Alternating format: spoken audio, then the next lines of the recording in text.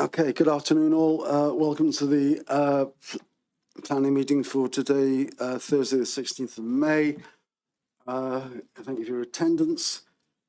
Prior to the commencement of business, may I remind everyone present that the meeting is being live streamed as well as recorded via the internet, and this recording archived for future viewing.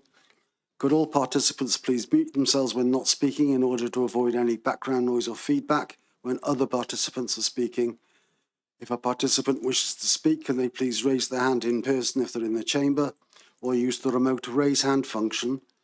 If a participant raises their hand via the remote function is not subsequently invited to speak by myself, please could they turn their camera on to indicate or place a message in the chat function.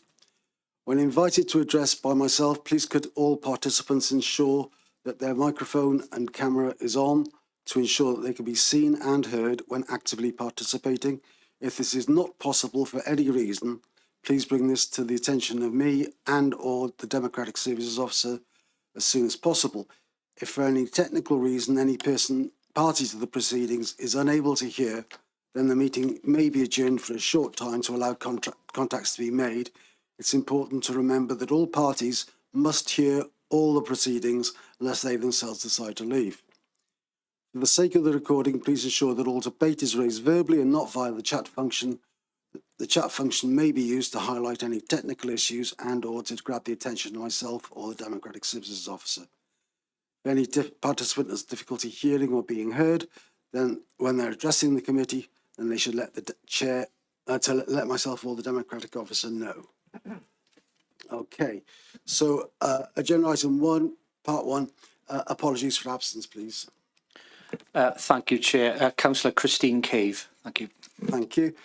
Agenda item 2, do we have any declarations of interests? The nature of such interests under the Council's Code of Conduct, including whipping declarations, please. I see no indication of that, so we'll move on to the reports of the Head of Sustainable Development. Agenda item 3, the building regulation applications and other building control matters determined by the Head of Sustainable Development under delegated powers. This is for notification to the committee. Moved and seconded. Thank you, gentlemen. Planning applications determined by the Head of Sustainable Development under delegated powers. Agenda item 4, again for notification. I'm assuming moved and seconded by. Thank you. Agenda item 5, appeals. Liam, please. Thank you, Chair. Yes, in terms of the appeals report, we've got 9 new appeals started in the last period, so they're in your report. Majority being written representation appeal. There is 1 public inquiry relating to a lawful development certificate. In terms of appeal decisions, there's a couple of appeal decisions there. I have done a slideshow of each one, just so we can have a quick look at it.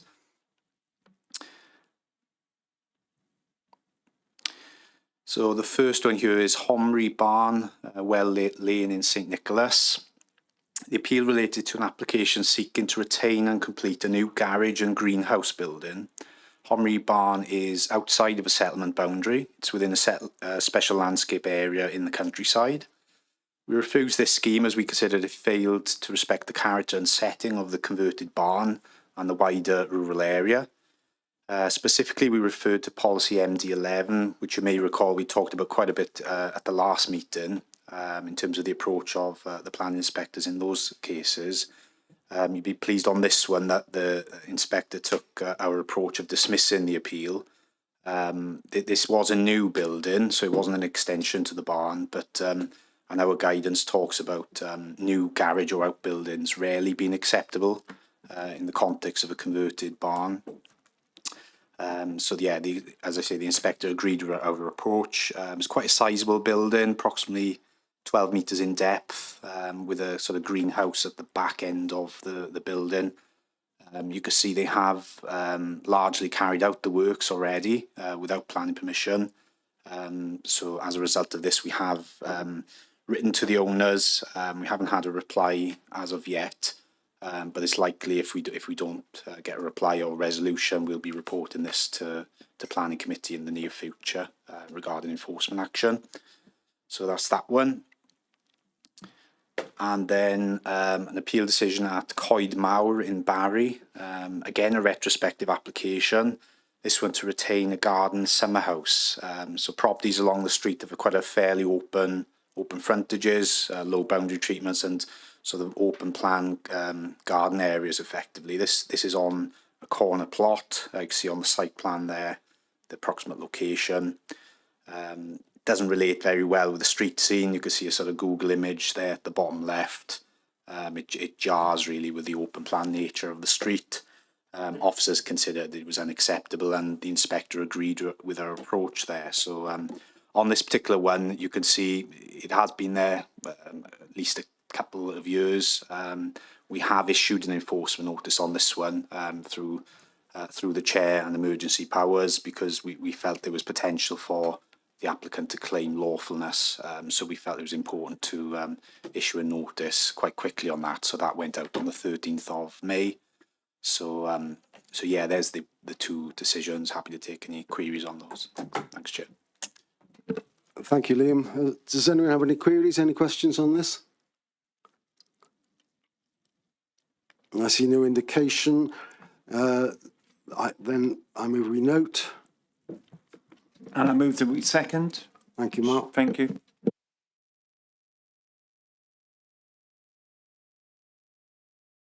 There were a number of appeals, a number of new appeals that mentioned within the body of the report, which I'm sure you've all had a chance to read. Moving on then to agenda item 6, trees. Again, this is for noting. Oh, thank you, Councillor Johnson and Councillor Hodges. A second. We move then on to enforcement. Again, I believe, Liam, you're taking this. Yeah, thank you, Chair. Again, I'll run through a quick slideshow on this one.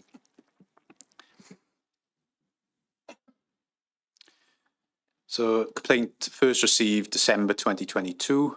It's a semi-detached property along Montgomery Road in Barry. As you can see from the image on the right, the works comprise of an increase in the height of the boundary wall above the permitted height, the permitted development height of 1 metre. You can see the impact it has. Officers consider it's not an acceptable feature. It doesn't respect the character of the area. No application has been submitted despite engagement with the owner. So officers are seeking enforcement action to require removal of those blocks to take the wall down to the no higher than the permitted height of 1 metre. I think there was the owner was discussing with the enforcement officer regarding potential for a render finish. Now you can see, you can just make out in the image on the left, a lot of the boundary features there are brick, and there's been no application submitted. Officers are of the view we have to consider what's before us, and that is wholly unacceptable. So the recommendation is to take enforcement action. Thank you, Chair. Thank you, Liam. Are there any questions or comments on this one?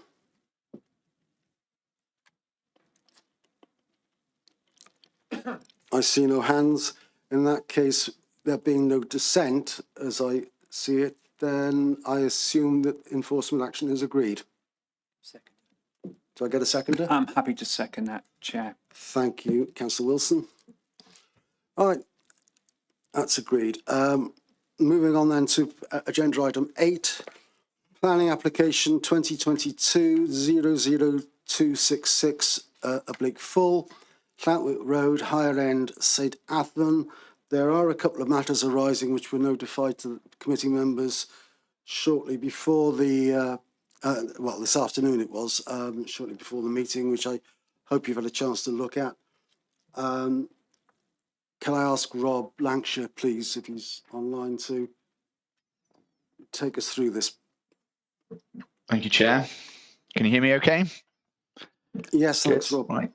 Absolute thanks. Okay, so Liam, can you put the slides up, please? Okay, so the application site comprises fields to the north of existing dwellings on Llantwick Road in St Athan, as on the plan before you, and part of a garden of the dwelling known as Fair Oak. It is within the settlement boundary of St Athan as defined by the adopted local development plan. Next slide, please. As you can see before you, the site currently comprises of a grassed paddock area enclosed by hedgerow to the eastern and western sides, and the rear boundaries of dwellings to the south. A track forms the boundary to the north and northwest of the site, and there is a pedestrian access to the land to the side of the existing dwelling at Fair Oak, between the dwelling and a stone outbuilding positioned at 90 degrees to the road, which can be seen at the south there, where there's a small green gap. Next slide, please, Liam. This is a photograph of the site. Members who did accompany us on the site visit today will note the grass was significantly longer today, and the hedgerow enclosures were a bit more green than they are today. But that just gives a bit of context of the nature of the land as it was when the officer visited the site a couple of years ago. Next slide, please, Liam. Okay, so members are advised that the site forms part of the wider allocation for residential development under policy MG2 under land known as land at higher end, comprising of a total of 9.78 hectares of land for a total of 220 dwellings. The extent of the allocation is shown generally enclosed by, apologies, my drawing has gone over the red line slightly, but the red land and the whole of that entire area. The part of the site has already been developed, the eastern part here known as St John's View, with 100 dwellings approved under applications dated between 2009 and 2015, and accessed off Rock Road to the east. The site subject to this application for context is shown in yellow to the southern edge of the site. Next slide, please, Liam. So the proposal seeks to develop the site for 24 affordable housing units comprising of a mix of flats and dwelling houses. That's 4 2-bedroom, 6 3-bedroom and 2 4-bedroom dwellings, 12 1-bedroom flats and 1 2-bedroom bungalow. The proposals include suitable levels of parking and amenity provision as shown on the site layout before you. This would include a fairly central area of open space that would include play equipment, with further details proposed to be secured by way of condition. Next slide, please, Liam. Perspective views of the development are provided before you now. So these give you an idea of the kind of design and form of the dwellings that are being proposed. These are those adjacent to the eastern, sorry, the ones on the previous slide are the ones adjacent to the east, kind of east of the access road as you go into the site. As can be seen, the fairly conventional 2-story development of a fairly traditional form, albeit using kind of a mix of contemporary and traditional materials, inclusive of render, cladding and stone finish. The next slide shows how the units to the west of the site would interact with the area of public open space, and you can see some indicative kind of informal play facilities there. This doesn't show the kind of enclosure of that area currently, but again, that would be sought by way of condition. As aforementioned, the proposals would provide 24 affordable 24 affordable housing units that would assist in meeting an identified need for affordable housing within the St Athan ward. Noting this in the allocation of the site, noted previously, the proposals are considered to be acceptable in principle for the purposes of the LDP. Next slide, please, Liam. Access to the site would be from Lantuit Road to the south, as noted before, following the demolition of the stone building, which can be seen kind of centrally within that photo before you. Next slide, please, Liam. Following amendment during the application and consultation with the Council's Highway Development Department, an appropriate vehicular access with suitable visibility displays, as shown on this plan, of 2.4 metres back by 25 metre wide distances along the carriageway, reflective of the 20 mile an hour speed limit, are now proposed, as shown before you. Highway Development section have confirmed their satisfaction with the amended arrangement subject to conditions. This includes condition 9 to secure the works and necessary traffic regulation orders in association with that. It's noted that concerns have been raised during the consideration of the application with regard to the location of the site and pedestrian access to facilities. It is acknowledged that the site falls circa 180 metres from existing footway provision, although Lantwick Road is an established residential setting with low traffic volumes and speeds and is intermittently lit. As such, although the lack of footways is not an ideal situation, it's considered that such an arrangement would not be inherently dangerous or off-putting for future occupiers of the site. The site is allocated within the development plan, and therefore its location has been found to be acceptable, whilst no objection was received from highway development colleagues with regard to any pedestrian use of Lantwick Road itself. Members are advised that whilst the access route has been designed to adoptable standards and would potentially allow for access into the wider allocation noted previously, the merits of any future access to serve further development of land to the north has not been considered in terms of its acceptability, and any such future arrangement would have to be considered under later submissions. The acceptability of the access arrangement has been considered with regard to the scheme before members only, and not with regard to the wider allocation, just to confirm that.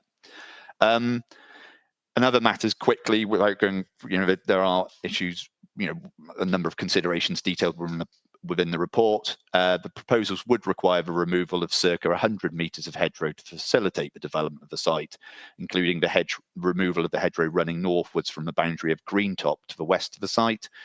However, additional hedgerow planting, including potential translocation, would allow for suitable compensation to be provided to achieve a 3-to-1 replacement in accordance with PPW and to achieve suitable mitigation and enhancement. These issues and those relating to ecological constraints and protected species, amongst others, have been considered in the report. In terms of ecological constraints and protected species, there is discussion about grey-crested newts, dormice and bats, and they've been considered fully in consultation with the Council Ecologist and Natural Resources Wales, and any associated impacts, mitigation, compensation would be suitably controlled by way of condition. Kind of coming to the end now, in all regards, including access, public open space, and the position of the dwellings themselves, the development of the site is considered to be acceptable in isolation, nor would it fetter any potential future development of a wider allocation in terms of a location and orientation of units or any potential access. In conclusion, therefore, it is considered that proposals would assist in addressing an identified need for affordable housing on a site allocated for development within the local development plan, and as such considered to be acceptable in principle. Furthermore, having considered the proposals against other material considerations, including highways, ecological and other matters, the proposals would not give rise to any unacceptable impacts. As such, proposals are considered to be acceptable, and the officer's recommendation is to approve the proposals. Thank you very much.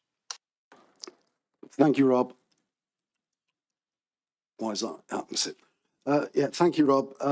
We have 3 speakers on this.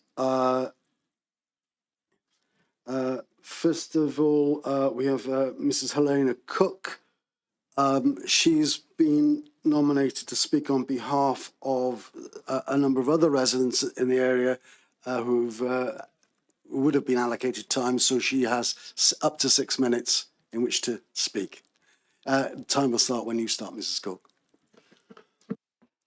Thank you. So we do understand there's a need to provide housing for the population of Wales and in the Vale, but we ask the Council to object to this planning application and prioritise the safety and welfare of residents of higher end.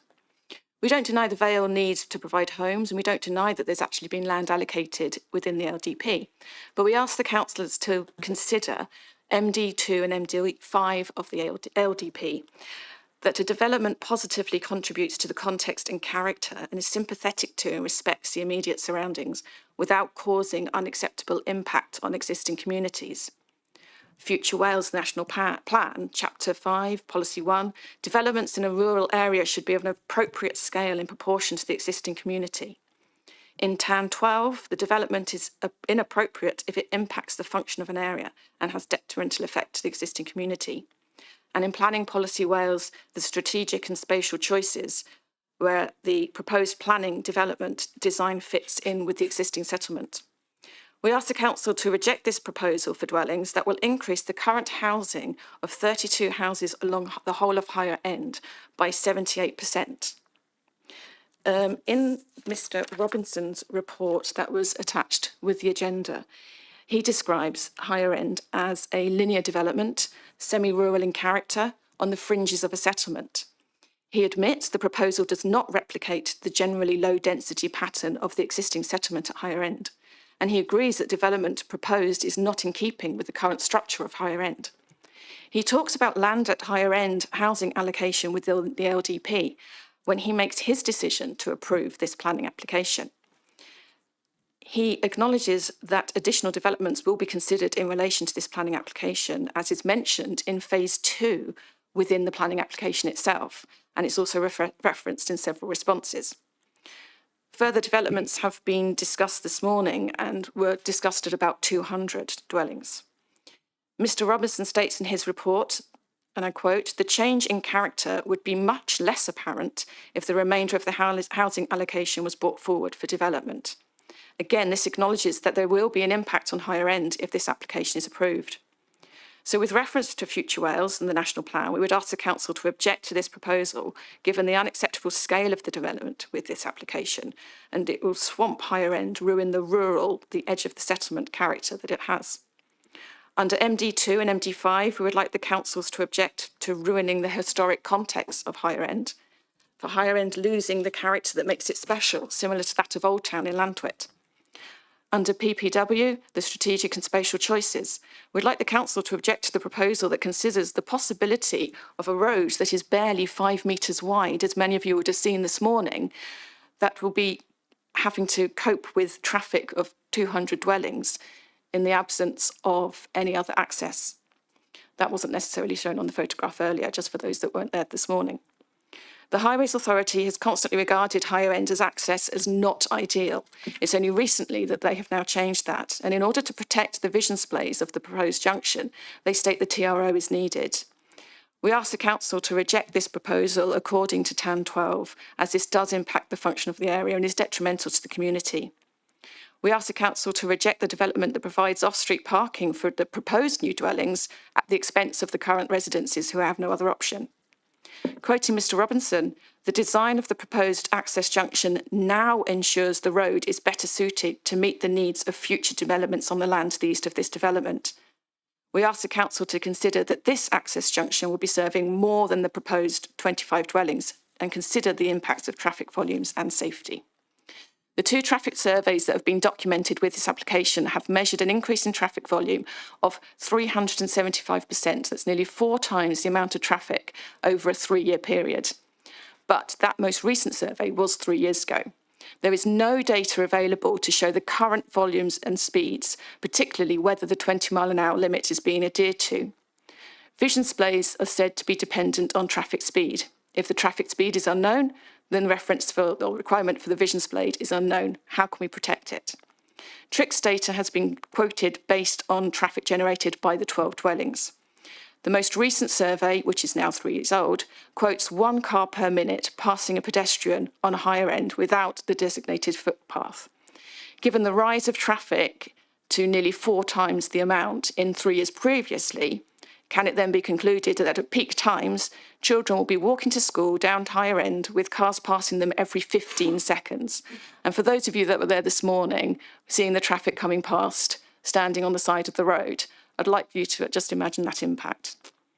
We ask the Council to regard the lack of current traffic data and determine whether a decision regarding the impact of traffic and the safety of residents can be made without current knowledge of the exact situation. We ask that the Council objects to the application for the proposed junction due to known safety concerns and offers or defers the decision until sufficient data is produced in order to make this informed decision. Thank you, Mrs. Cook. If you just stay there for a moment while I see if there are any points of clarification from any members of the committee.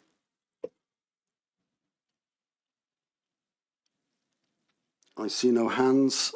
I actually have one. This application we have before us is for 25 houses, not for 100 and something that you quoted. You do understand that, right? Yes, it was when Mr. Robinson was making reference to it so much in his report, when he said that he approved the proposal, that made me wonder if that consideration wasn't taken into account would that affect the council's decision? Right. We, as a committee, have to deal with the matter before us, which doesn't include any other land that may have been allocated within the LTP, for which there are no applications. Thank you. Right. The next person I have on my speakers list is Councillor Haynes. Councillor Stephen Haynes, you're the local ward member. You wanted to speak. If you could come on screen, please. Thank you, Stephen. You have 5 minutes. Thank you, Chair. I won't reiterate most of the points Mrs. Cook made. Firstly, I'd like to make a couple of points from the site visit. Regarding the environmental mitigation discussed, any construction on a greenfield site is a loss. You can't mitigate a loss of field. Also, at the site, an officer stated that the road, Lantern Major Road, was always used as an access to the base. This is inaccurate. The gate was a crash gate and was used for emergency purposes. The gate has only become a regular access after the runway perimeter road was closed for safety reasons. Now, with reference to that road, I requested Highways conduct a traffic survey for this development, and it continues to increase the traffic on this road as Brotathen gets busier. This traffic includes articulated traffic, and I do not believe the current data accurately reflects the facts and the levels of traffic. The only mitigation planning Highways has come up with is to suggest residents without off-road parking can't park near their homes. The road at present is not safe for residents, especially in the early morning, and this development will only make matters worse. Now, we have to consider the 5 ways of working in all our actions, and as such, I think it's important to consider the wider points of St. Athan. St. Athan School is full. The doctor surgeries are pretty much closed, and you can't get a dentist in any of the local practices, which are none of them in St. Athan. This development also is social housing applications. So please note, in recent years, St. Athan had 2 social housing estates built, as well as social housing applications from the major developments on St. John's Fields and Park Fernwen. We're having a social housing estate nearing completion right now, and the Vale has just purchased 23-bed parlour homes in Burley Place. In the LDP, there is 31 social homes planned on the old running track, and that's currently ongoing through the planning process. Therefore, we are well served with social housing. Now, the officer stated that there was a need for social housing. Now, recently, the Vale of Glamorgan has issued the Local Housing Market Assessment 2023. This states St. Athan requires an annual increase of 10 one-bed, 0 two-bed, 0 3-bed, and 1 4-bed homes. Now, this is the council's own documentation, which a planning department must be aware of. So the need for social housing is clearly 1-bed homes. So in conclusion, I'd like to say this development does not meet the housing needs of the community and will increase traffic on an already dangerous road. Any development on this road should include an up-to-date traffic survey, and I'm personally unhappy that officers have been unwilling to conduct one against my wishes. Any resident, particularly small children, coming off this development will, in my opinion, be vulnerable. Also, please note, the residents are opposed. The previous county councillor was opposed to development on this site, and the community council is opposed. A community council, I'll have note, that has not opposed other social housing developments. And I also cannot support this application as I deem it unsafe, and it will put residents at risk. Thank you, Chair. Thank you, Councillor Haynes. Are there any points of clarification for Councillor Haynes?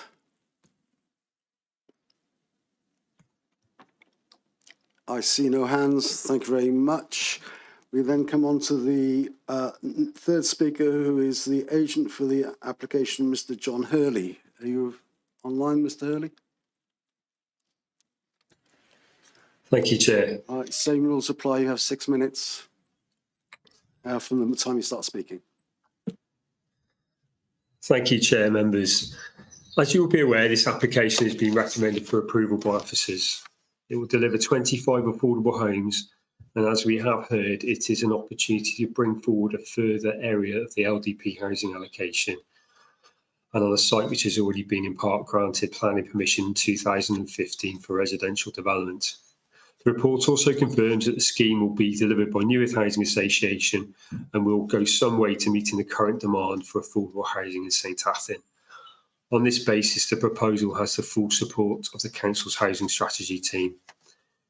In terms of the principle of development, as we've heard, the committee report states that the site is part of a current residential LDP allocation and is within the settlement boundary, and therefore the principle of residential development is accepted. The report also concludes that the application raises no issues in relation to impact on the rural or historic landscape character of the area. In terms of the design of the development, the officers have confirmed there will be no issues raised in terms of residential amenity and overshadowing, and the scheme accords with the authority's residential household guidance notes. The report also states that in terms of highway matters, officers are in support of the proposal as the site is a reasonable and safe walking distance from the shops and services and facilities in the centre of St Athan.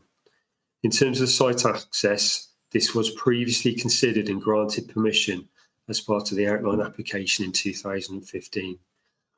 Overall, Highways have confirmed that proposed development would not significantly increase traffic volumes and would operate safely in terms of adequate visibility space being provided.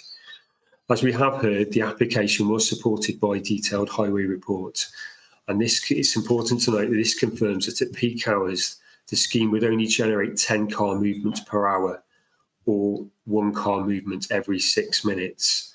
It is also important to note that this would then only be 5 to 7 extra trips per hour on top of the 2015 planning permission. The development will not have any material impact on the volume of traffic on Lantwick Road or highway safety. The application has been supported by detailed ecology surveys and landscape schemes, and these confirm that there will be no harm to biodiversity, as we've heard. Also on the site visit this morning, as we saw, a number of the hedgerows which are to be removed are of low quality as assessed by an arboriculturist and will be replaced through new trees and hedgerows that will be planted. There are also no objections to the application from any statutory consultees such as Welsh Water or NRW. The proposed development of the site represents a great opportunity to provide new affordable housing, which is supported by a huge number of planning policies at both the national and local level, and will secure much more needed affordable housing. Thank you for your time, and we would respectfully request that the application is improved in line with the officer's recommendation. Thank you. Thank you, Mr. Hurley. If I can ask you to stay online again for a few moments to see whether there are any points of clarification from any members of the committee. I see hands going up. Councillor Perry, your hand was up first. Hi, good afternoon. Yeah, you say there'll be only 1 car trip every 6 minutes, but you don't mention how many additional pedestrian movements or movements by bicycle to local shops or bus stops. And you mention new trees, but you don't mention if they will actually be maintained as well. So could you just clarify on those 2 points, please? Thank you. So the highways consultant that we were appointed, which is a company called Axtree, they undertook a highway survey, and that was based on loops being put down in the road. That assessed that currently there's around about 100 vehicle movements per hour along the road, and therefore we've been able to equate the impact of that, which equates to around about another 1.6 movements per hour. So what we haven't though had to undertake or been asked to undertake any assessment in terms of pedestrian or cycle movements. The information we provided was purely in relation to the trips or the traffic generation associated with the houses. In relation to the landscaping, landscaping will be supplied, and it will be as is the usual case. It will be subject to a planning condition requiring that it is maintained and replaced within the set period. I believe that's in the report. Councillor Champion, your hand is up next. Thank you. Did you say there was a safe pedestrian route? You said there was, from the site, you said there was a safe pedestrian route, I'm sure you said. Yes, I believe I did say that in my speech, Councillor.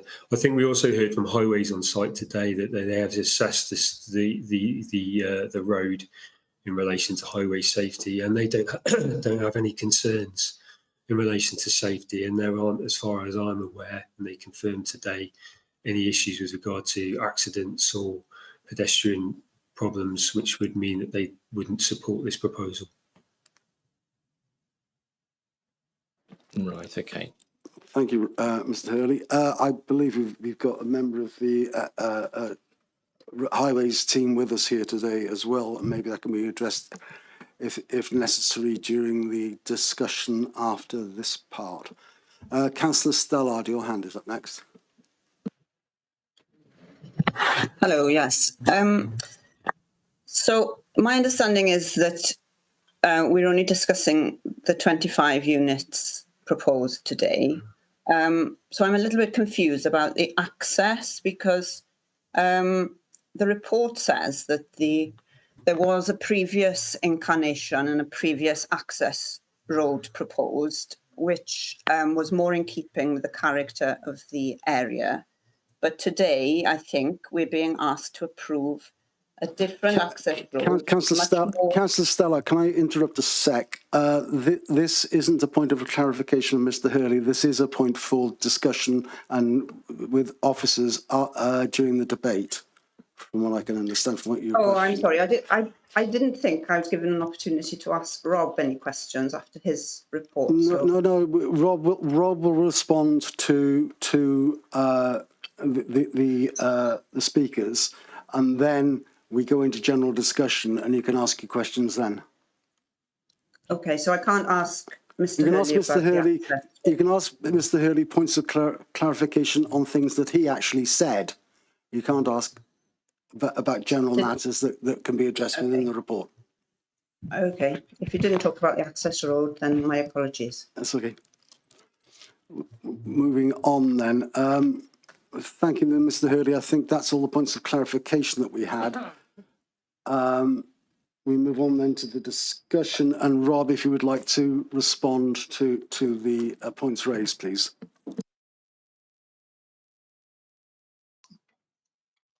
Okay, I mean, it's quite a few points. I'm not going to probably cover some of them.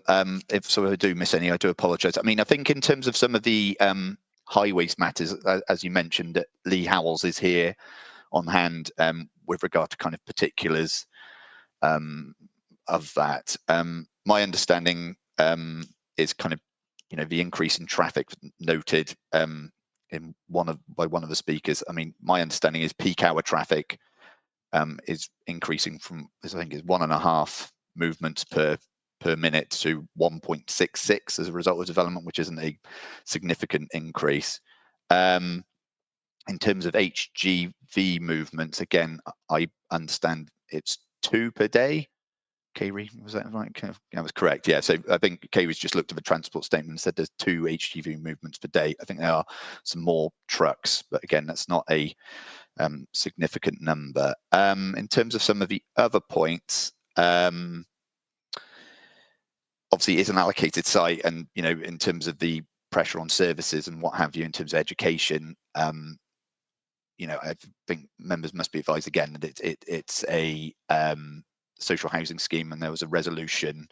I can't remember the exact date of the resolution where schemes of this size and this nature wouldn't be subject of Section 106 requirements to, given they are providing affordable housing. In terms of the affordable housing need, the most up-to-date figures which we received and were appended in the matters arising from Housing Strategy, the waiting list for the local ward that I have before me here from Housing Strategy say St Athan, there's a need for 98 one-bed units, 45 waiting for 2-bed units, 24 waiting for 3-bed units, 10 for 4-bed and 1 for a 6-bed. So that's a total of 178 currently on the waiting list for the local ward area. So just to highlight the critical need for the development. In terms of compliance with Future Wales, Planning Policy Wales and TAN 12, again, I think the officer's report covers the assessment against the relevant policy framework. So I'm satisfied that the report details that. Sorry, I apologize. I'm trying to read my notes and respond at the same time, so do bear with me one moment. In terms of the query from Councillor Stallard with regard to the access, my understanding is that the previous scheme referenced, well, I think it's lapsed, so it's no longer an extant planning consent, was for 8 dwellings on the site, and that included a shared surface arrangement, which obviously now we're looking at a scheme for 25 units of the same position, and so it was considered during the course of the application that a shared surface arrangement wasn't appropriate, and it needed to be built to adoptable standards to serve the 25 units.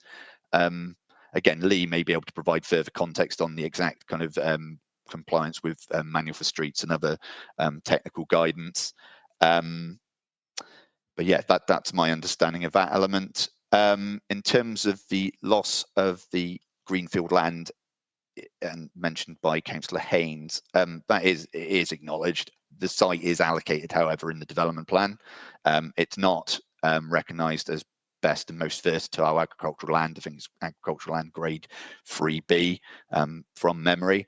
And you know, the need for the allocation and the within the local development plan has been found sound through examination by the inspector when it was allocated. So I think those matters, I think that addresses most of the matters that aren't addressed fully in the report, but I'm happy to take any further questions if people aren't satisfied. Thank you. Thank you, Rob. I'm looking for hands now to contribute to the discussion.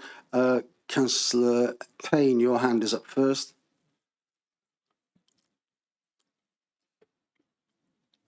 Thank you, Chair. Can I firstly say this is housing, primarily affordable or not affordable? So as somebody who grew up in a council house, that's never an issue for me. So I just want to make that point that people need homes, firstly. And the other issue for me is, has there been issues with walkways? So have there been issues with safe routes to school? That's my question now in terms of safety. So can anybody give me an answer to that, please? Lee, would you like to respond to that? Okay, Mr. Chair. As you're probably aware, I manage both traffic and highway development. As part of any planning process, we look at accident data. And we've not received any issues or concerns with child pedestrian safety along this route with existing housing allocation as it stands. Okay, thank you for that. Helen, does that answer your question? Yes, thank you. Right, thank you. Councillor Stallard, Caris, you're up next. Hi. Hi. Sorry, what I was getting at was that in the report, it actually says that the access is, or as proposed today, is going to be suitable for a bigger development. And I don't understand why it needs to be. And I know that Rob's tried to answer that, but what I'm trying to suggest is, from what I hear today, the road wouldn't be suitable for accessing hundreds of properties. I think it is suitable for accessing 25 properties, and I'm in favour of affordable housing. I think it's a good application. But I'm a little bit concerned that the proposed access road is being designed with hundreds of houses in mind, and it wouldn't necessarily be in keeping with the semi-rural look of the area. That was my kind of concern. So I'm not sure who is best placed to answer that. Yeah. Thank you, Caris. Rob, would you want to respond to that now, or would you rather wait until I have 2 more hands up at the moment? Would you? Shall I try and answer them all in? I'm happy to answer them all in one go if you want, if that makes it easier. Okay, we'll make a note of that one. And okay. Councillor Champion, your hand is up next. Hello. Right, so I happened to view the Home and Safe Community Scrutiny Committee meeting last night, at which one slide said that St Athan need 10 one-beds and 1 4-bed. So I phoned Carol Price and I had a discussion with her this afternoon. And we talked about the fact that the 98, 45, 24 and 10 is different to the 10 and 1. And she said to me, well, I can see where you're coming from. So the 10 and 1 is what is actually needed per year over the next 5 years. And if you then look at the 98, 45, 24, 10 and 1, there's a ratio there. And this development doesn't really fit that ratio. So you've got too many 3 beds and not enough 2 beds and not enough 1 beds. So really this application, and well, I won't go into the fact that it's discharging onto a lane with the idea that in the future we're going to have more discharging onto this lane. I think the proportion is wrong and possibly it's an overdevelopment. And I would be refusing, I would go against this scheme this afternoon. Having spoken to the housing strategy person this afternoon. Thank you, Councillor Champion. I think Councillor Johnson might want to come in on this later. Councillor Buckley.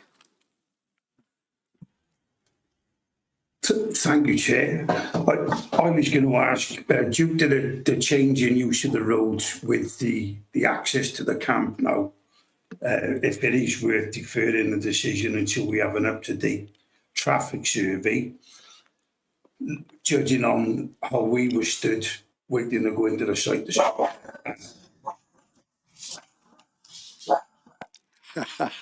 Sorry, how long it would take to get an up-to-date traffic survey to check that the traffic using that road is correct, because it is a long walk with no pavement for children. It was bad enough today in the daylight, but in the winter, if kids are walking back and forth to school in the dark, the rain, I'd really like to check that they're safe. I'll turn this off now. I go back to the dogs. Thank you, both of you. Can I ask Rob if you would like to respond to the comments so far, and maybe Lee, you'd like to comment on the last point that Councillor Buckley raised afterwards. Rob? Okay, thanks. So I guess firstly, in terms of Councillor Stallard's query, I think the section of the report she's alluding to is, there's a second paragraph here. The access proposed in the previous application comprised of a shared surface arrangement, whilst the current application instead proposes a 5.5 metres carriageway with engineered footways. The previous incarnation had a less formal appearance. However, the degree of change is not so significant as to have a wholly different impact to the setting of Myrtle Cottage and other matters within the report. I think, and there are a few references to it, so just bear with me. I think, in essence, the previous incarnation was for a much smaller scheme. A shared surface arrangement was considered to be appropriate for that particular scheme. I don't think, in terms of a visual sense or the way that this development would be read, the provision of a 5.5 metre road with 2 metre footways either side would provide an over-engineered approach compared to that. And I think that balance has been looked at within the report. I think, I acknowledge that, a shared surface arrangement may provide a slightly softer approach, but there's actually nothing from a highway safety point of view or a visual sense in officers' view with regard to the access arrangement proposed, which would render development unacceptable. I guess the other point therein is, you know, I think we have to be mindful of the extant development plan, and that the wider allocation is there, and that any development of part of that site does not then fetter any potential for future phases of the site to come forward, because otherwise, if we do not consider that, then, and that site, you know, the other parts of the site effectively become landlocked, for use of a better word, then that could result in, you know, the 200 houses within the extant development plan not coming to fruition.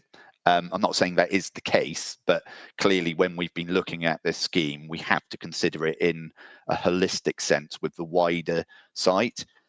You know, the level of, you know, the impact upon the lane and the use of that access, you know, and the transport statement that's been provided has not sought to justify the use of this access for the wider development.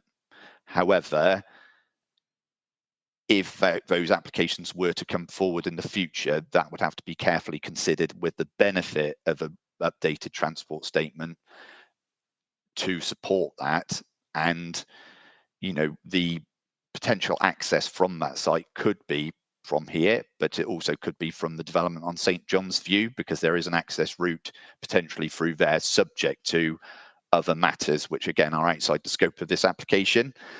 So again, you know, there are, you know, it has been, you know, carefully considered by officers with regard to the access arrangements and the road provision and the nature of the road that's been provided, and it's been found to be acceptable in isolation, let alone with regard to future development.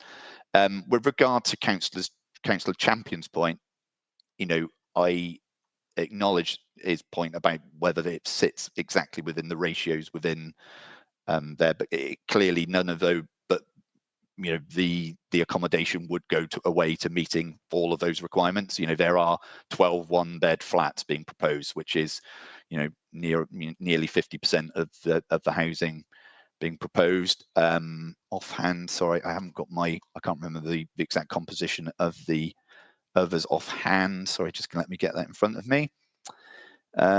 So then there's 4 2-bedroom units, 6 3-bedroom and 2 4-bedroom, and a 2-bedroom bungalow. So in essence, that's 5 2-bedrooms, 6 3-bedroom and 2 4-bedroom. So I wouldn't say it's so disproportionately out of kilter with those ratios. To, you know, bearing in mind there is a need for all of those. So I don't think that again is a reason to refuse it in terms of meeting those requirements. I know there was mention about overdevelopment of the site.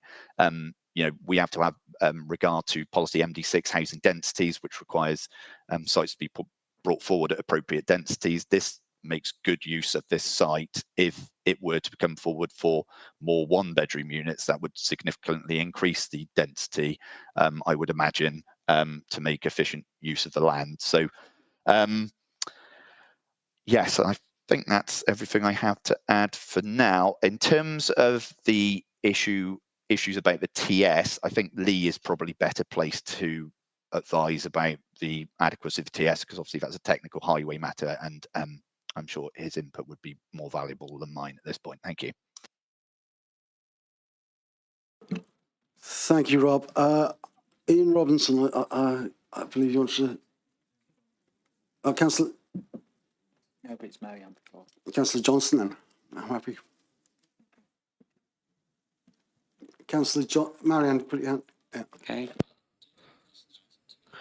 Thank you very much. I'm going to use Welsh.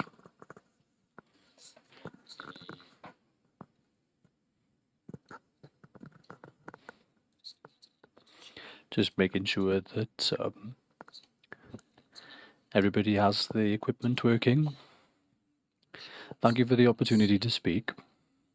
I went on a visit to St. Athan earlier today for a site visit. I think it's worth to note a little bit of the history of this site.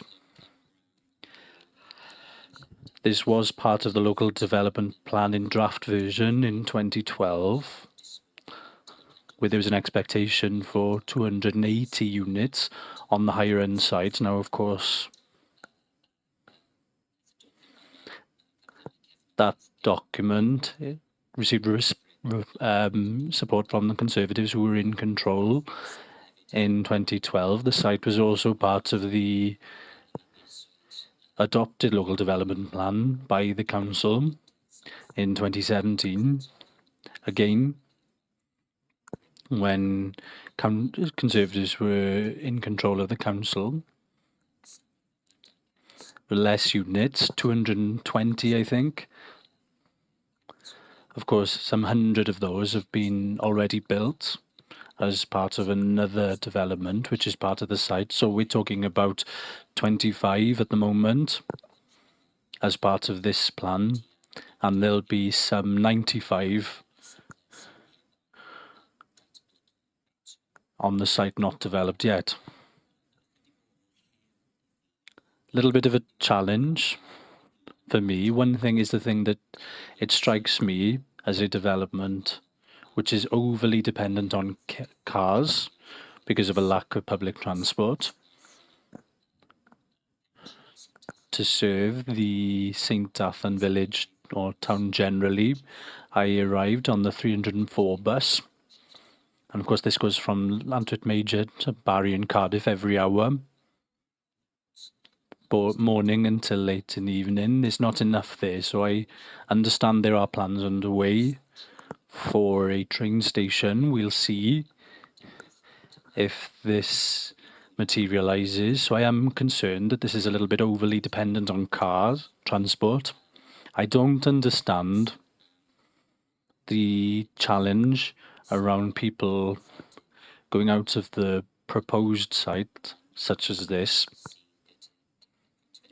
Number of cars, the point is here, the usage of the street at the moment is the baseline,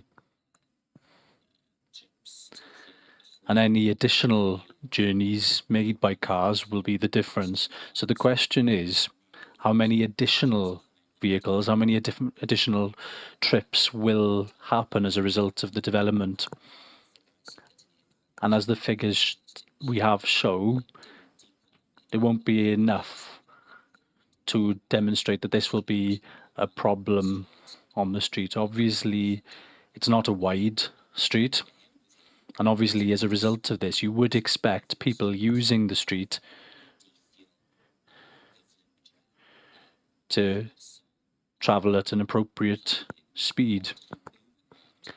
That is, if you live in an area or if you travel quite frequently through an area where the roads are like this, you wouldn't go too quickly. So I wouldn't expect this to cause any further problems. Where I am concerned, and of course St Athan generally is part of somewhat of a strategic area for the local development plan. Just like the in Barry, the site there, the size of the site will lead us to some sorts of top slicing or salami slicing where things will come forward in parts, and I'm concerned this may cause problems for the third part whenever this comes forward. It's worth noting that the draft local development plan in 2012 and the official plan in 2017 both refer to Llantwit Road as an access road to the estate. Originally, they obviously considered this for all of the 200 houses. For this one here, 25, I think is suitable if you get rid of the current building on the edge of the sides and you put the appropriate visibility displays in place. Councillor Champion in particular referred to the housing need in relation to additional housing. I think it's possible that there's been a misunderstanding. because as is clear from the report, what's there is an existing unmet need, and this is where the council's housing department refers to in this report, and this differs to the additional permanent need, which is part of the local housing market assessment, which was being discussed yesterday in the meeting. Just for information for Rob Lanchan, 2016 was when the decision was made by Cabinet not to put in an additional S106 for 100% affordable housing, no more than 25. So there's no S106 contribution up to 25 houses, which is the reason why we're receiving a number of applications in relation to that. I understand the complaints about the size of the road, but of course this was part of the local development plan, and I'm happy to move forward and to move this proposal. Thank you, Chair. Thank you, Councillor Johnson. Oops. Got my voice back at me there. Thank you, Councillor Johnson. We have more speakers at the moment. Councillor Cowp, you have your hand up. Thank you. Can you hear me, Chair? Yeah. Thank you. First of all, I want to say that I'd like to support what Rob said. I don't think that this road, access road, is over-engineered.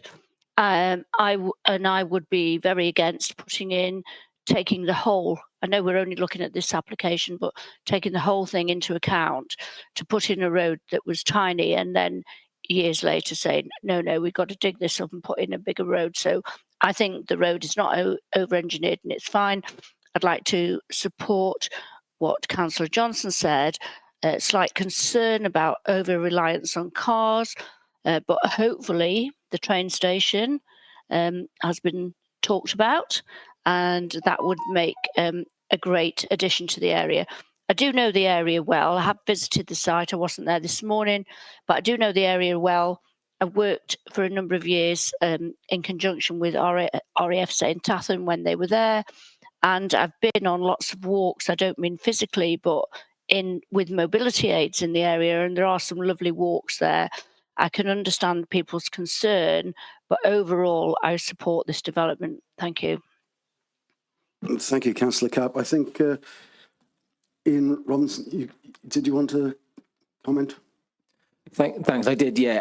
My understanding is similar to Councillor Johnson. So the figures quoted previously relating to 10 one-beds, excuse me, per year. That's a specific part of the LHMA, which is estimated annual additional affordable housing need by HMA and tenure, net need, net of turnover and existing stock and planned supply. So where there's an existing unmet need and there's a level of planned supply across the period of the LHMA, but that's an additional need beyond that. And the other point is just that, and this is as per what Rob said, that it's an allocated site. So if there were an argument that there was insufficient affordable housing need, this development would be acceptable in principle for all market housing. But that's clearly not our case. We are saying there is an identified need, and the specific figure of 10 relates only to that kind of residual need after planned supply. But even if it didn't exist, it would still be acceptable in principle because it's allocated in the plan. So, thanks. Thank you for that further clarification. Councillor Perry, you have your hand up.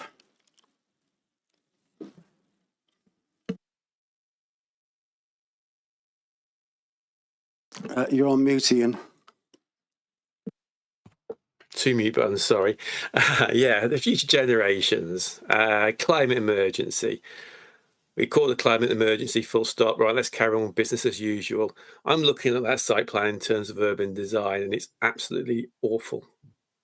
It's an embarrassment. Who on earth came up with that? Is this really our standard? Is this the standard we're setting in Wales? Is this global leadership? When I've seen what they've done in the Netherlands and Germany 20 years ago, and they're doing better and better, and we're producing this rubbish. Look at plot 25. How do you get to the road from plot 25? You've got all these 2 metre wide footways leading to a shared surface. In Barry, we're building affordable housing with shared surfaces leading to roads with footways. So if you go into a shared surface, why do you need to have the footways there? Poundbury, manual for streets. Oh, yeah, we looked selectively at these documents. We're getting this all wrong. This is a car-focused development. No, there's been no effort made to minimise the amount of hard landscaping. This is key. I don't care how permeable it is. Heat islands, use of resources, every bit of concrete generates carbon. No one's bothered to mention or measure how much carbon will be produced in measuring this. How many homes will be flooded, perhaps in Bangladesh, because we don't really care about that, because we don't care about, oh, we do, Future Generations Act. So we can produce as much carbon as we want to build these houses to home people here, whilst destroying houses in other parts of the planet where sea levels rise because of our behaviours and our attitudes. We haven't got a global focus at all. Party politics comes in, and I can see party politics, but that's not leadership for the world. It's leadership for our parties. It's awful. It is a car-focused development. There's all these parking spaces. I'm looking at the parking between 17 and 18. I'm thinking, well, maybe we do need these houses, and they're going to build houses to the north of this site. And the road goes in and takes a 90-degree bend to the right before that second 90-degree bend down to 25. Permeability, walkability, it fails on those. Nobody walks at 90-degree bends. And it's going back to the block system in Los Angeles. But that's what we're building. We are building Wales to be like Los Angeles because we can't understand or imagine a world without cars. This is just totally car focused. We need to cut the amount of area given to cars. And this is just paving, and typical houses that you see everywhere. You could be anywhere in Wales because it all looks the same, little boxes, because this is what we see. You go to Germany, you see what they're building over there, much better, and thoughts of the future. So we all know which way this is going to go, and in 30 years' time, play this back and say, well, that guy actually was thinking about the future as the climate spins out of control. We have a climate catastrophe, and I do sympathise greatly with the scientists who are very, very frustrated because we are not taking the climate into consideration when we're doing things. No thought into the materials these buildings are being made from, and the urban design is just appalling. That's all. Thank you, Councillor Perry. Councillor Hodges. Thank you, Chair. After that trip around the world, I second the officer's recommendation for St Athan. Thank you for that. I have Councillor Ernest has his hand up. Happy to speak. Thank you, Chairman. It seems to me over the last half hour or whatever the time has been, I've lost track of the time, it's been a one-way conversation. That conversation is wholly in favour of the scheme. Doesn't matter what any failings may be, doesn't matter what the infrastructure may or may not be there. The will is to have more affordable homes. Yet it seems to me that St Athan has got far more than its share of affordable homes already, and this will simply add to the mix that there is within a relatively small community, but with apparently very, very high needs for affordable homes. I'm not sure whether some of that is a result of the leftovers from the RAF and MOD occupation. It could well be, but I've no evidence to prove that, but that's the way it seems to me. We have tonight, Chairman, we've 43 representations from various sources. We've got others from other sources. Best part of 100 objections to this scheme. The local members are unhappy about it. The local member of parliament's unhappy about it. The local residents are unhappy about it. And surely that is something we need to take into consideration. So, Chairman, despite the way that the vote is going to go, I will be voting against this evening. because I respect the views for the local residents, and particularly the lady who spoke, Mrs. Cook, at the outset of the proceedings earlier. I thought she spoke extremely well. She expressed the views of the residents and those who are against the scheme. And as I said, I think that's a good reason for turning down the scheme, irrespective of what the local plan may say. Thank you, Chairman. Councillor Wilson, please. Thank you very much, Chair. Just a few points. I'd like members to look up page 58. If you look on page 58 on the report, you'll see a little table indicating the need for affordable housing, and it amounts to 178. And to be honest, that's only going to go up. It's not going to go down. And really, that's one thing. In terms of the development itself, we've seen pictures of it. We've seen pictures on display. You see that there are solar panels, for instance. That's very much in keeping future generations, isn't it? And that's about developing our own renewable energy at the actual site. And surely that's something that we should commend to. And really, you know, I think it's a very reasonable development in given the scale and nature of the area, and I'm happy to support it. Thank you, Councillor Wilson. Councillor Capp, you have your hand up again. Is this brief or is it a new point? Yeah, yes, it's brief, Chair, thank you. I want to reject Councillor Ernest's comments about it's just about affordable housing. I'm here to listen to everyone's views and I respect the local views. It isn't just about affordable housing, it's about looking at the whole thing in front of us with an open mind, which is what I've been doing. So I just wanted to make that point that I have not come here thinking affordable housing, it ticks the box. So yes, yes, yes. I'm looking at it all in the round. And undoubtedly we need housing, and those of us that are living in housing need to accept we need housing. Compromises have got to be made. I also reject what Councillor Perry said about with just throwing up things. No, we're not.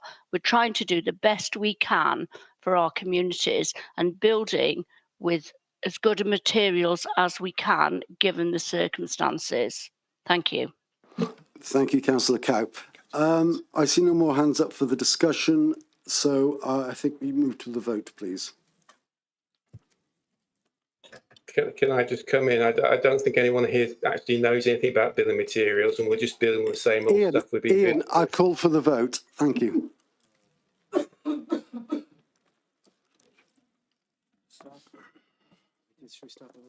Start the vote now. So the normal routine, if you're in favour of officer's recommendation, then it's, if you're in the chamber, it's the green flashing light. If you're at home, it's yes. If you're opposed, then no, or you can abstain.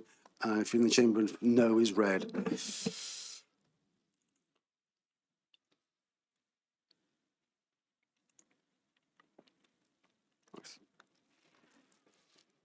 That's all the votes are in. It's 12 vote yes, 4 vote no, no abstentions, so that's carried.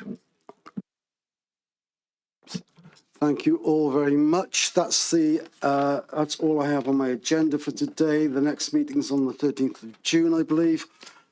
So enjoy the next few weeks, and thank you all again.